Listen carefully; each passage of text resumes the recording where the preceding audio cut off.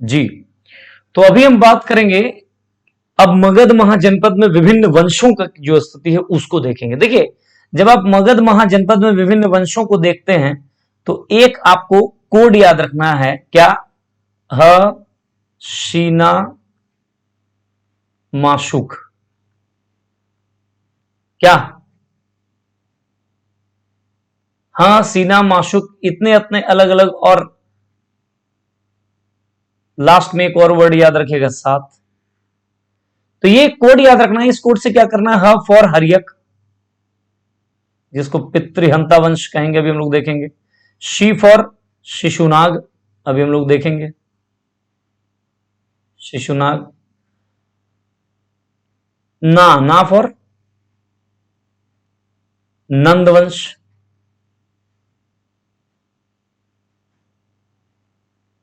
यहां उसके बाद आता है मौर्य, शुंग वंश, फिर कण्व वंश, और इधर अंत में सातवाहन। तो ये अलग अलग आपको कुछ वंश नजर आ रहे हैं, हरियक, शिशुनाग, नंदवंश, मौर्य वंश, शुंग वंश, कर्ण वंश और सातवाहन, और इसीलिए इसको हमने क्या कहा? तो हसीना माशुक कहा। तो ये बात याद रखना, ये ट्रिक टाइप का होता है। अभी हम लोग इस पर अलग अलग वंशों में देखिए, जब मौर्य चले जाते हैं तो यहां से जो कहानी आप पढ़ोगे इस पूरे सेक्शन में, वो महाजनपद के तौर पर नहीं बल्कि ये मौर्य काल के रूप में पढ़ोगे, और वो हम लोग कल पढ़ेंगे। फिलहाल इतनी बातों को हम लोगों को देख लेना है। करेक्ट?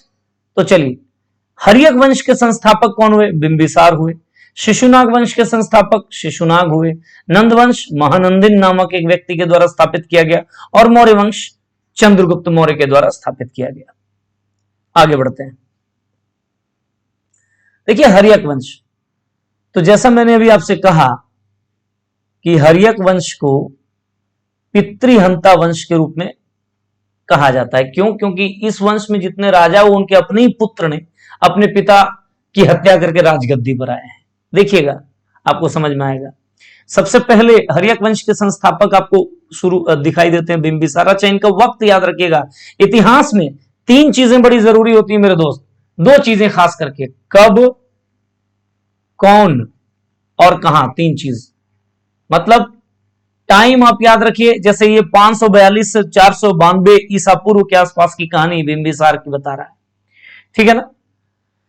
जैसे आपको कौन, कौन मतलब ये कौन है, और कहां, कहां का मतलब ये कौन सा एरिया है, इसका मैप में क्या लोकेशन है। अगर ये तीन चीजों की आपको समझ है तो आप बहुत बेहतर स्टूडेंट है, और आप चाहे ऑब्जेक्टिव हो चाहे सब्जेक्टिव हो, किसी भी प्रकार के क्वेश्चंस का जवाब दे पाने में कैपेबल हो।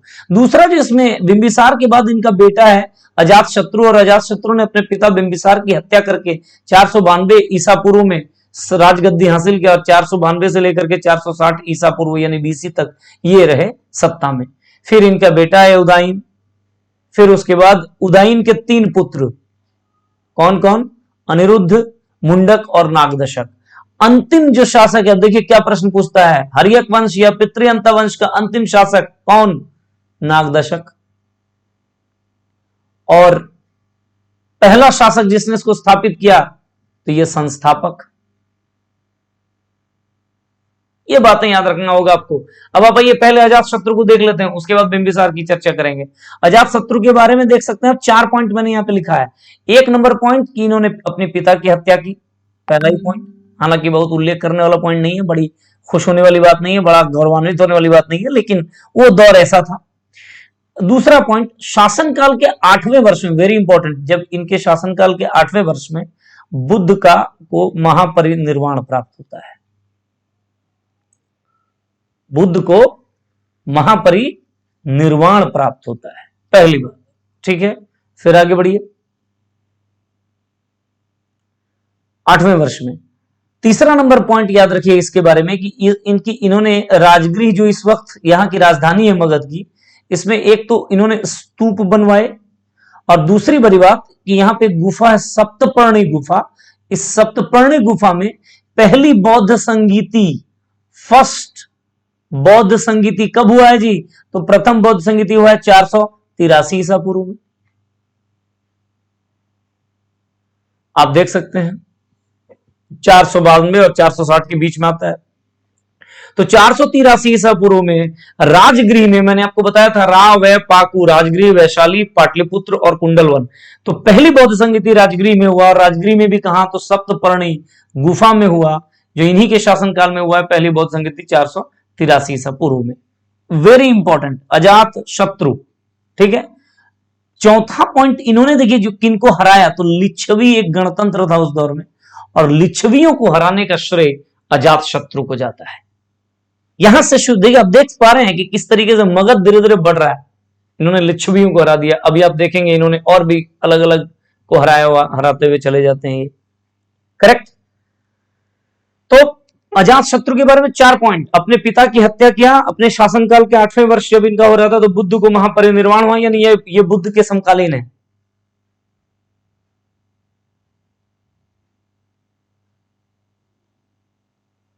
बुद्ध के समकालीन है, हालांकि ये भी समकालीन है। अगली बात, इन्होंने राजगृह को लेकर के 2 पॉइंट हमने आपको बताया है। क्या क्या, एक तो स्तूप बनवाया, दूसरी यहाँ पे सप्तपर्णी गुफा में पहली बौद्ध संगीति जो 483 ईसा पूर्व में होता है, महाकश्यप की अध्यक्षता में हो रहा है। ये किसकी अध्यक्षता में, तो महाकश्यप की अध्यक्षता में, ये इनके शासनकाल में हुआ, और लिच्छवियों को हराने का श्रेय नहीं जाता है, अजात शत्रु इज ऑल ओवर। नेक्स्ट है उदाइन। उदाइन 460 ईसा पूर्व से 444 ईसा पूर्व तक गद्दी में रहा है, और इनके लिए इनके एक ही पॉइंट इनका याद रखना है, वो है इन्होंने राजधानी परिवर्तन किया। इन्होंने जो पहले से जो राजधानी राजगृह था, उस राजगृह को इसने पाटलिपुत्र बना दिया राजधानी। अब राजधानी राजगृह नहीं होकर के कहां हो गया, पाटलिपुत्र हो गया। ये उदाइन का एक इंपॉर्टेंट, तो पूछ दिया जाता है कि किसने राजधानी को, मगध की राजधानी को राजगृह से पाटलिपुत्र ले गया, आंसर होगा उदाइन। अगली बात, ये 3 राजा, 3 इन्हों के बेटे थे, नाग दशक अंतिम हैं जो 444 से 412 ईसा पूर्व तक इन तीनों ने शासन किया, और ये अंतिम शासक रहे।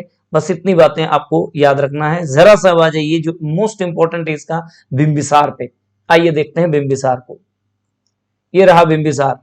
तो बिंबिसार 544 ईसा पूर्व से लेकर के 492 ईसा पूर्व तक ये शासन करता है। आइए देखिए, इसका अन्य नाम, एक और नाम है इसका श्रौणिक, और ये जैन साहित्य में इनको इस नाम से जाना गया है।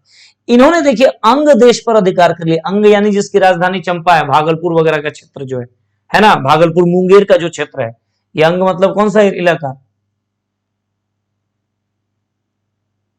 भागलपुर मुंगेर, क्या यही है ना, देख लीजिएगा। तो इस इलाके में आए, अंग पर इन्होंने अधिकार कर लिया, और अधिकार करके इस क्षेत्र को अजात शत्रु ने अपने बेटे को दे दिया कि जाओ तुम यहां पे राज करो इस वक्त। तो अंग पर अधिकार इन्होंने किया, अजात शत्रु ने लिच्छवियों पर अधिकार कर लिया, आप देख सकते हैं। तो यहीं से मगध देखिए, अब मगध केवल मगध नहीं रहा, अब लिच्छवी इनका रहा, अंग इनका रहा, इस तरीके से देखिए। अच्छा, बिंबिसार की एक नीति थी, वैवाहिक संबंध के आधार पर इन्होंने अपने, देखिए किस तरीके से राजनीतिक संबंधों को एक परिभाषित किया है। इन्होंने अपने जीवन में 3 अलग अलग विवाह किए। एक पत्नी इनकी महाकौशल, जो कौशल राज की पुत्री है। कौशल एक और महाजनपद है, और बहुत मजबूत महाजनपद है, और मजबूत महाजनपद है तो चलो भाई संबंध स्थापित कर लेते हैं, एक रिश्तेदारी कर लेते हैं। तो इन्होंने कौशल राज की पुत्री से ही शादी कर लिया, और उसी कौशल राज का बेटा था प्रसेनजीत, यानी प्रसेनजीत की बहन से इन्होंने शादी कर ली। एक और दूसरी इनकी पत्नी है चेलन्ना। चेलन्ना लिच्छवियों की राजकुमारी है, लिच्छवी राजकुमारी है, और अजात शत्रु की मां है, यानी अपने ही मामा घर लिच्छवी को इन्होंने हराया था अजात शत्रु ने, ठीक है ना, सॉरी अजात शत्रु ने, ठीक बात। और एक तीसरी इन्होंने शादी की जिनको कहते हैं छेमा, ये पंजाब की मद्र देश की राजकुमारी है, मद्र कुल की राजकुमारी है। तो पंजाब कहां आप देख सकते हैं, मगध कहां आप देख सकते हैं, किस तरीके से इन्होंने ऐसा एक मतलब वैवाहिक संबंधों के एक ऐसा उपयोग किया इन्होंने कि इसका लाभ इनको बहुत अच्छी तरह से मिला है। क्या ठीक है, कोई समस्या, इसका लाभ इन्हें मिला है अच्छी तरह से। और आप देखोगे कि वैवाहिक संबंधों के जरिए इन्होंने क्या किया, तो कूटनीति करने का प्रयास किया। कौशल जैसे मजबूत महाजनपद के साथ दोस्ती कर लिया, लिच्छवियों के साथ भी दोस्ती कर लिया। लिच्छवी उस वक्त भी बहुत मजबूत गणतंत्र माना जाता है, सबसे प्राचीन गणतंत्र के रूप में लिच्छवियों को जाना जाता है, ठीक है ना। अब देखिए थोड़ा सा और कुछ चीजें, जैसे आप देखोगे कि बिंबिसार जो है, बिंबिसार की का जो लड़ाई होता है कुछ समय तक आपको दिखाई देगा। एक राजा है चंड प्रद्योत, ये आपका अवंती के राजा है, अवंती मध्य प्रदेश में है और ये मगध है।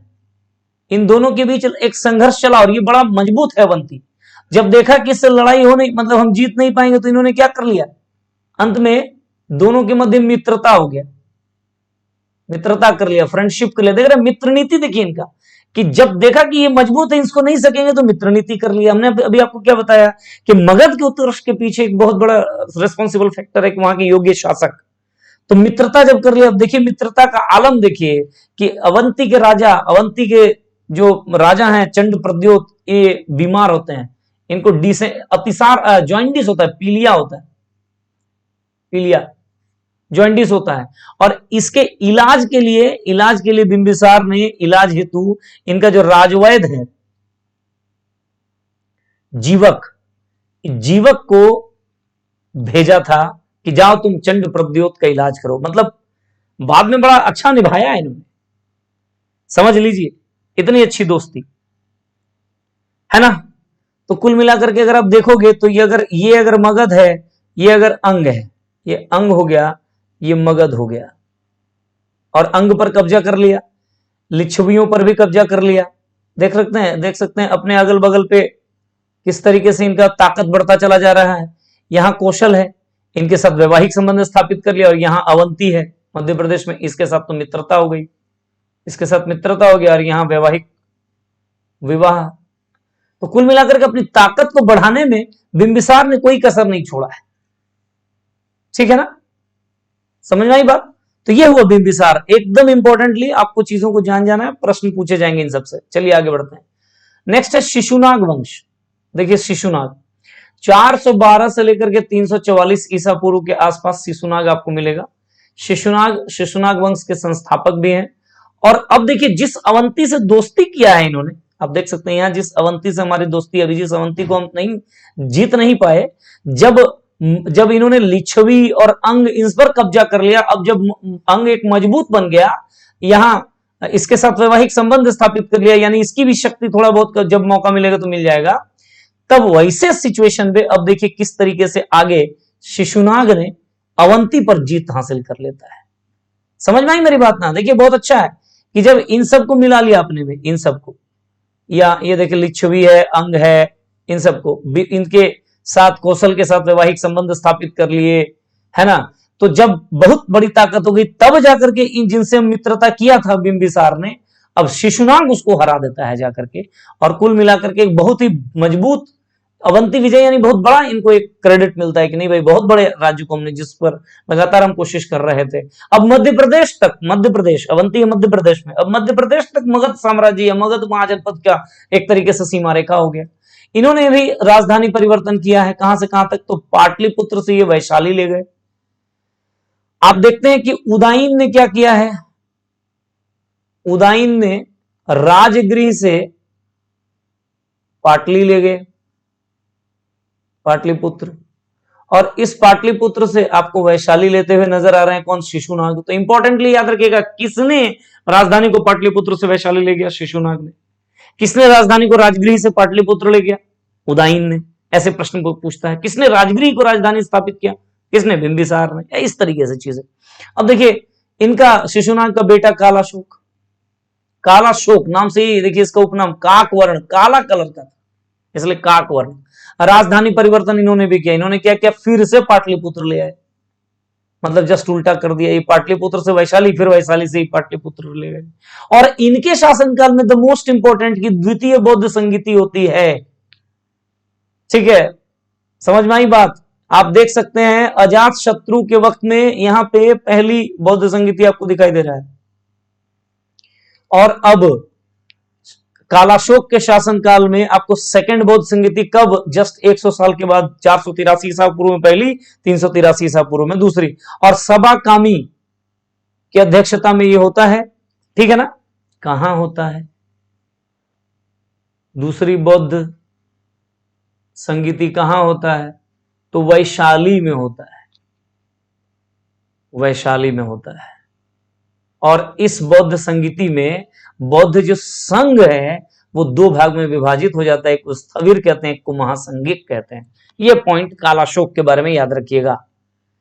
और अंत में नंदीवर्धन है। अंतिम राजा कौन है? नंदीवर्धन। कोई विशेष बात इनके बारे में नहीं जानना है आपको, किंतु यही है शिशुनाग वंश का आउटलाइन। ये अवंती को विजय कर प्राप्त कर लिया शिशुनाग ने। कालाशोक आते आते राजधानी परिवर्तन भी करते हैं। दूसरी बौद्ध संगीति इनके शासनकाल में होता है। इंपॉर्टेंट पॉइंट यही है। अब देखिए क्या हुआ, इन्होंने क्या कर दिया, क्या कर दिया, इनको अपदस्थ किया है। इन्हीं का एक अमात्य कहेंगे या एक शूद्र कहेंगे, महापद्मनंद कहते हैं उसको। और महापद्मनंद ने एक छत्र राज किया है पूरे के पूरे इलाके में। एक बहुत बड़ा एरिया बन जाता है, अब इनके अंडर में आ जाता है। इसलिए इन्होंने अपनी एक उपाधि लिया है, एक राट।